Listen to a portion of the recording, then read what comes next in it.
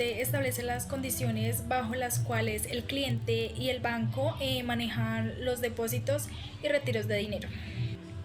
Desde la perspectiva del cliente, bueno, el cliente tiene el derecho de consignar y retirar dinero, ya sea en efectivo o mediante cheques y otros medios autorizados por el banco. A cambio asume varias responsabilidades. Debe mantener fondos disponibles para cubrir los cheques emitidos, custodiar cuidadosamente su chequera y avisar al banco de inmediato si ocurre una pérdida o robo. También está obligado a mantener actualizada su información personal y a pagar los costos de los servicios que se utilicen, como la expedición de chequeras, transferencias o copias de extractos. Si el cliente gira cheques sin fondos o mediante la cual esté inactiva por mucho tiempo, el banco puede aplicar sanciones o cerrar la cuenta. En sí, el cliente debe actuar con responsabilidad y cumplir las normas establecidas para conservar la confianza y el correcto funcionamiento de su cuenta.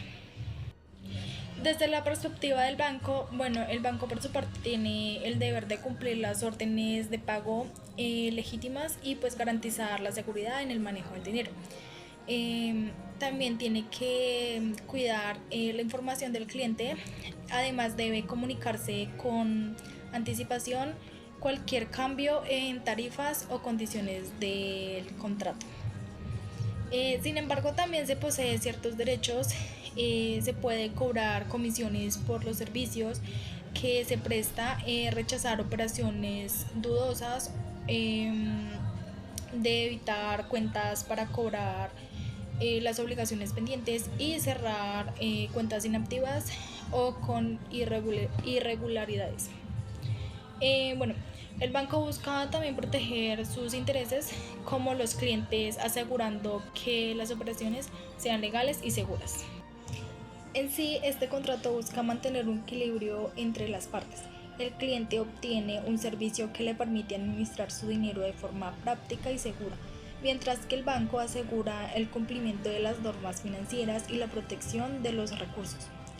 Ambos, banco y cliente, tienen derechos y obligaciones que garantizan la confianza y la transparencia en el uso de la cuenta corriente.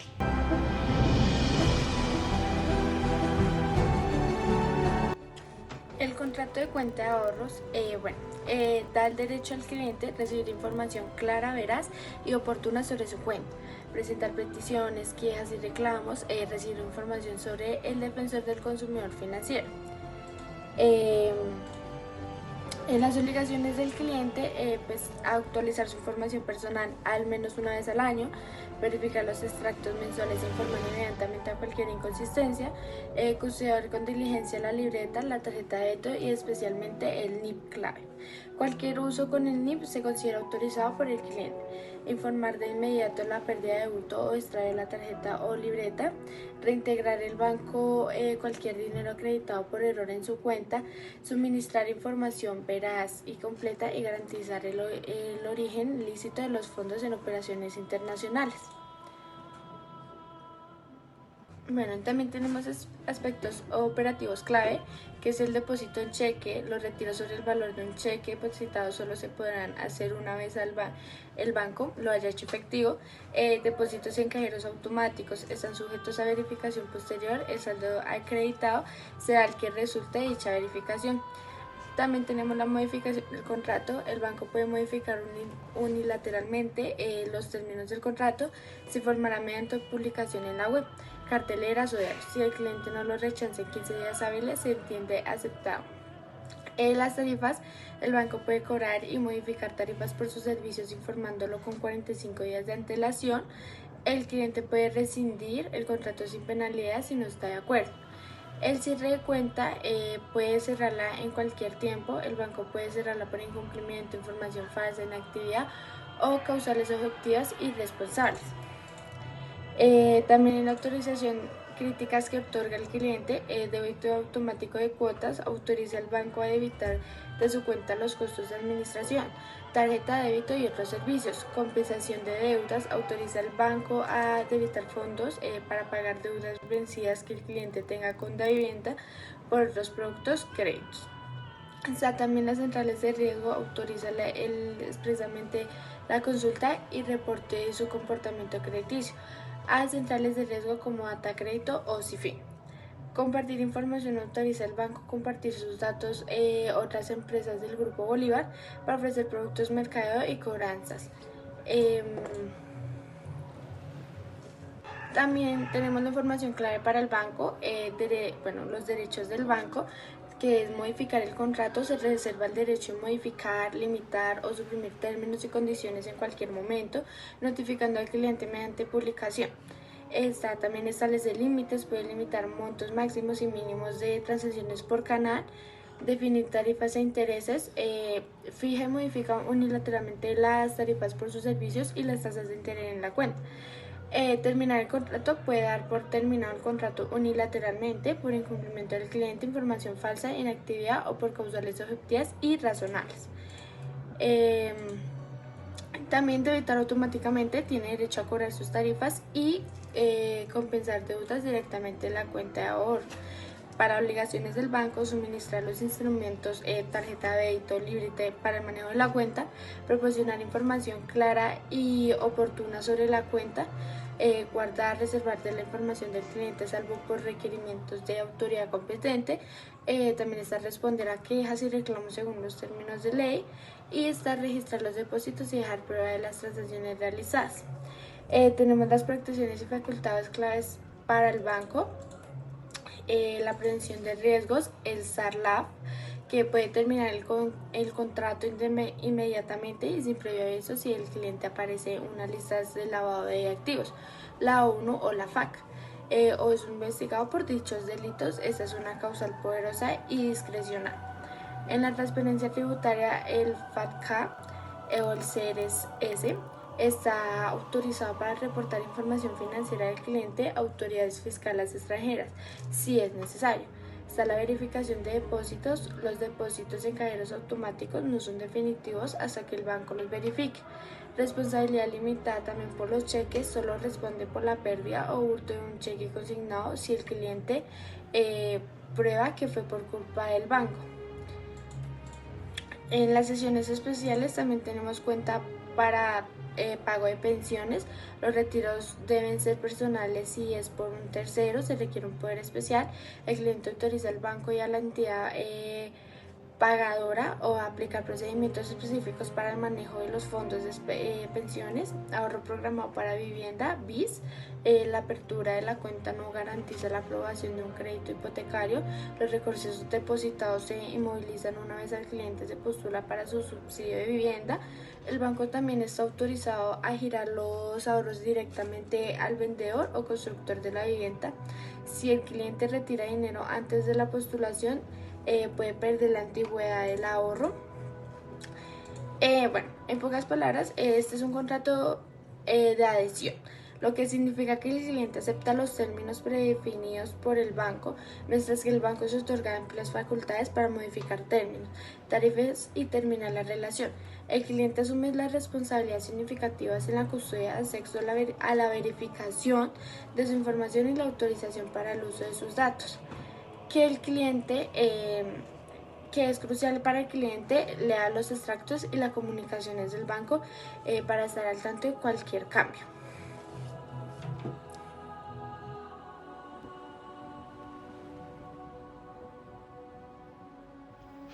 Buenas noches, voy a explicar un contrato de un CDT desmaterializado de Scotiabank y Colpatria. Bueno, para esto vamos a empezar aclarando qué es un CDT desmaterializado. Un CDT desmaterializado es básicamente un CDT que no existe en papel, sino solamente de manera digital.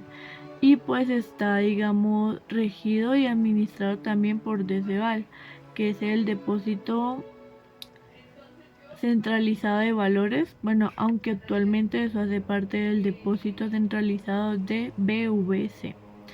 Entonces, diferencias importantes entre un CDT normal y un CDT desmaterializado es que también solamente está a nombre del titular, más no del portador, que en este caso sería Scotiabank, y que solamente se transfiere, o sea, es transferible y solamente se transfiere por medio de correo electrónico. También de que es un producto que solamente genera intereses y ningún otro rendimiento. Bueno, esa es como la cláusula 1. La cláusula 2 se trata de las declaraciones del titular. Bueno, en la segunda cláusula básicamente es como el titular aceptando las reglas tanto del banco como también las reglas del DCVAL. Otra cosa importante es de que, por ejemplo, DCVAL y el banco le pueden dar a la persona un certificado de que el CDT existe, pero ese certificado no sirve para ninguna transacción, un negocio o transferencia del CDT. Cualquier, digamos, negocio que se haga con el CDT puede ser posible únicamente si se actualiza y se sube esa información, pero que sea aprobado por DCVAL. Solamente funciona de esa manera. Cualquier cosa es por medio de DCVAL, porque sin eso es básicamente como no es válido. En el caso de que, bueno, vamos a hablar de la cláusula 3, que se trata como del plazo del CDT. Digamos, en el caso de que el titular haya comprado, bueno, abierto el CDT y no haya definido, digamos, un plazo, de manera automática el CDT va a durar 30 días y no se puede sacar fuera de esa fecha. En la cláusula 3 hablan sobre el pago del CDT. En el caso de que el vencimiento del CDT caiga en un día no hábil, pues no se haría el pago ese día, sino hasta el próximo día hábil.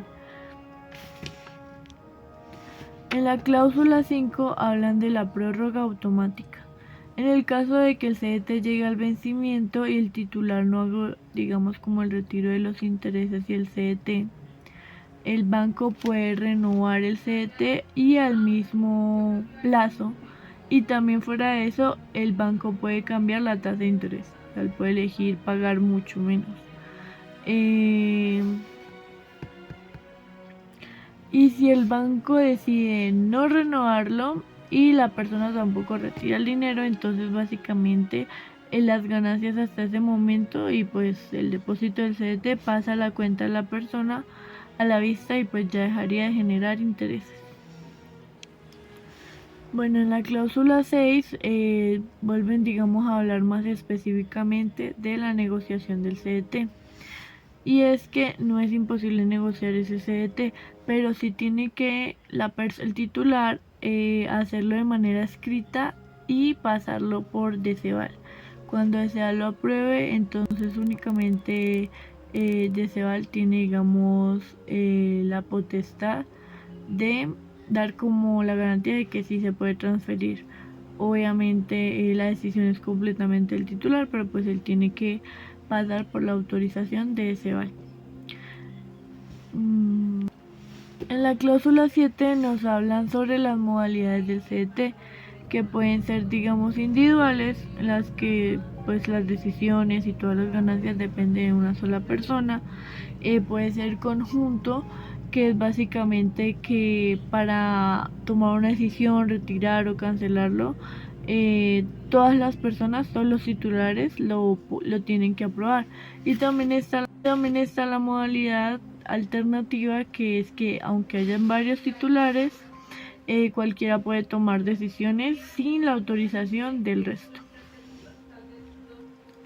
Bueno, en la cláusula 8 nos hablan de la pignorancia, y la pignorancia se refiere como a la garantía. Entonces nos cuenta de que sí es posible usar este CDT como garantía para un préstamo, cosas así, pero tiene que registrarlo en DCVAL como embargado por garantía. ¿Qué otra cosa importante? También la persona que embargue el CDT por garantía aún puede recibir los resultados de los intereses, del interés del CDT, a menos que se pacte lo contrario. Bueno, en la cláusula 9, digamos que especifican más sobre la custodia del manejo.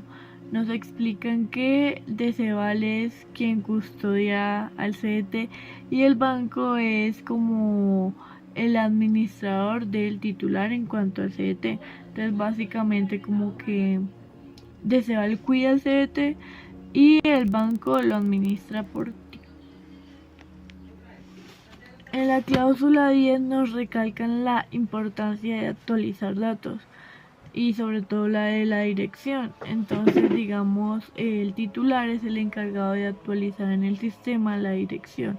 Es decir, que cualquier notificación o no sé, noticia acerca de eso le puede llegar a la dirección que registró, aunque la persona viva o no viva legalmente. Deceval y el banco, en este caso Scotiabank, están acogidos en el sentido de que lo que sea que llegue a la dirección que el titular puso en el sistema ya se considera como notificado independientemente de si recibe o no la notificación. En la cláusula 11 nos aclaran de que los intereses se generan por efectivo anual, que es como la medida general que usan los bancos hoy en día.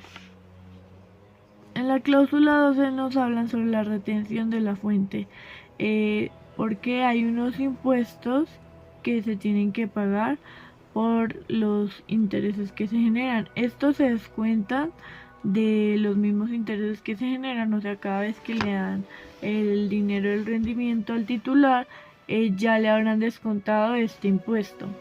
Y en el caso de que el titular lo cancele, pues simplemente en el cierre se descuentan estos impuestos también.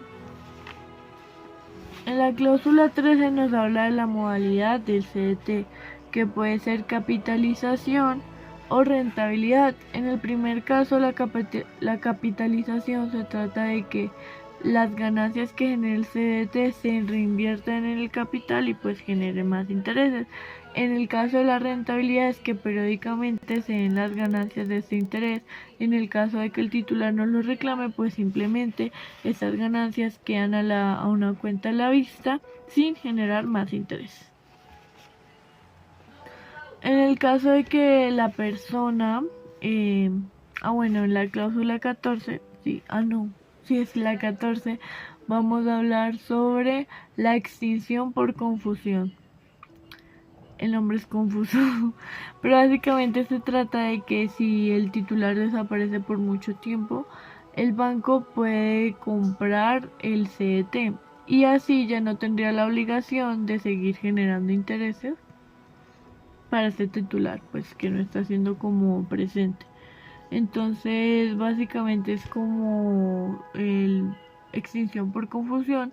Se trata de eso, de que el banco compra ese tipo de cosas y pues como el banco no puede ser tanto ni el beneficio, o sea, no puede ser simultáneamente el beneficiario y también como al que le tiene que pagar, entonces pues es más fácil simplemente comprar el producto y pues ya no tener la responsabilidad. Bueno, la cláusula 15 es como que ya después de tener todo esto claro y es consciente de pues todas las reglas, él ya tiene que firmar como comprobante de que pues él entiende todos estos lineamientos. Tenemos el anexo número 1 y es el único que existe de este contrato, y es que es básicamente que cuando el cliente firma todo eso autoriza que pues primero que todo tenga una cuenta en Deceval, segundo que todo que el banco custodie y administre pues esa cuenta, tercero que el banco puede hacer operaciones que considere necesarias, luego también de que la persona autoriza recibir pagos del rendimiento de los CDT y que el banco lo representa ante Deceval. También es importante decir que cualquiera de ambas partes puede cancelar el CDT, pero pues un banco no lo haría porque pues se le conviene tener dinero, pues para luego convertirlos en préstamos y ajá. Y pues el banco no cobra por ese servicio. Bueno, y por último y muy importante es que este contrato está, digamos, vigilado y también sustentado por alguna normatividad. Entre estas tiene las siguientes: el Código de Comercio colombiano, que es el que se encarga de reconocer los títulos valores, su administración y su negociación.